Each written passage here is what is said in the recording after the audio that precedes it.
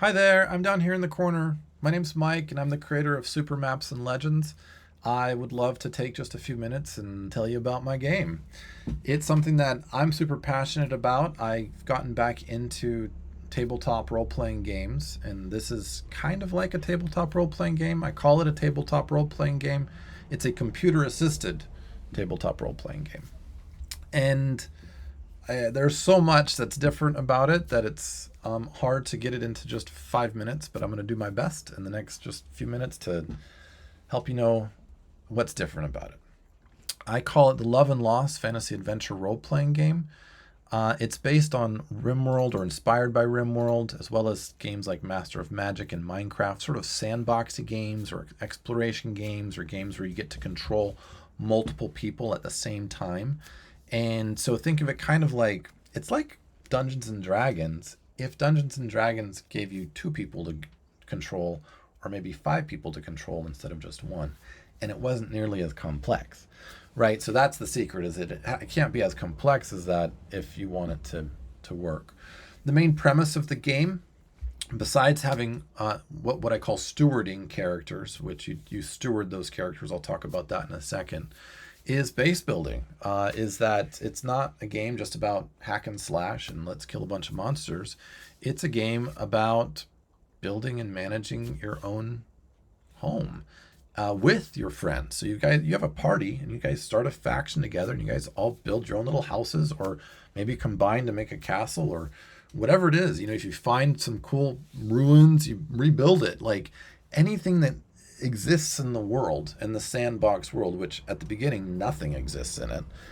But anything you find, you can affect. And so like that's what this game's about. It's about going out and exploring, finding cool things, making it your own, and then moving on and finding more cool things, or settling down and protecting what you've got. Right. So it's just a really big variety. The main thing is everybody has to, it's better, even though people can have different bases, and it's probably better to have them all on the same map because it is a game and it just makes things simpler. So a lot of freedom, but with constraints that are logical to make it a cool game that's not going to waste your time, and that's just fun to play with your friends.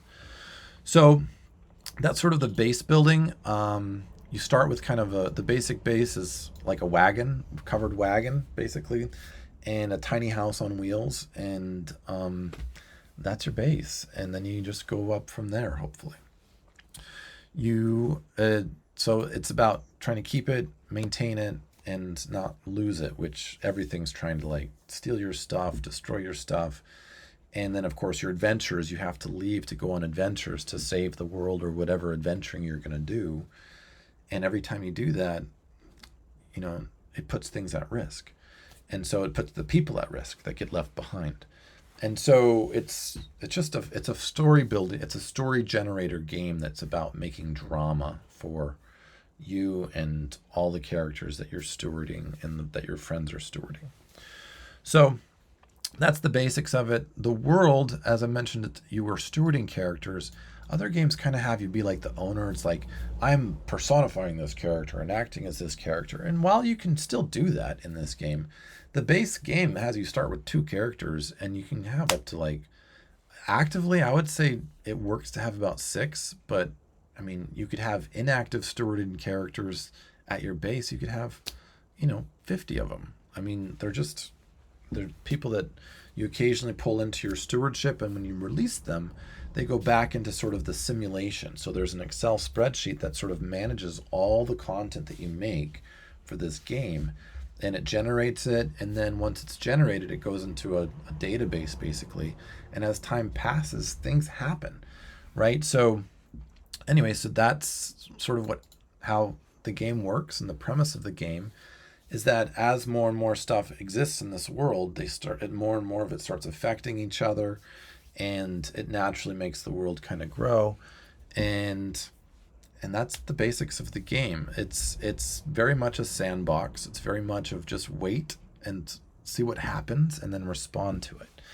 And uh, you could have adventures planned, but That's not really what it's built for. That's sort of more of a Dungeons and Dragons kind of thing, and this is more of a Super Maps and Legends kind of thing.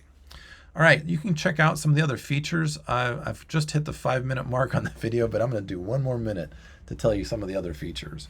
It supports solo play, so a lot of your jobs are based, will require you. So you have a basic income in the game from working, but if you want more money or more perks, you can do real world things to get those perks, like making stuff on your base or helping the dungeon master make maps for the world and things like that. That's the kind of stuff that your characters have these jobs, and if you take they're called trades. If you do them, then it starts making more and more stories for the game. The map's infinite. You hit the edge of it, and it just keeps going and going. It's kind of like Minecraft that way. It also has like a lower level and an up, and like a magical level. If you've played Master of Magic, there's a second mirror world. This kind of has the same thing, but you get to sort of define what that is. It could be a spirit world or a fey realm or shadow realm. That's something that you get to define. You get to create your own class, and then there's also short and long play, so that you don't have to like play for forever. You just, any interesting character you meet, like some bartender that like has, he got generated and he's missing both of his arms or something like that, and so he has some sort of mechanical thing that helps him to bartend well. It's like you could at any time just ask your your game master, can I steward this character? He's just so interesting.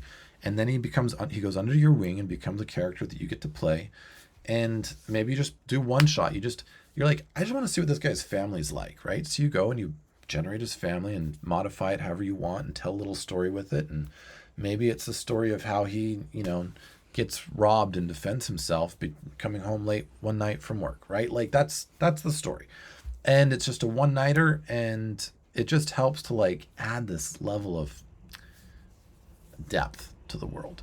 Okay, that was 2 minutes, but you get the picture. That's the game. Thank you so much for your time, and be sure to check out all the other features that are built into this game under the See Features button. There's a huge list here of stuff that you can take a look at. The website's not quite done yet, so I'm going to get back to working on that. Later, everybody.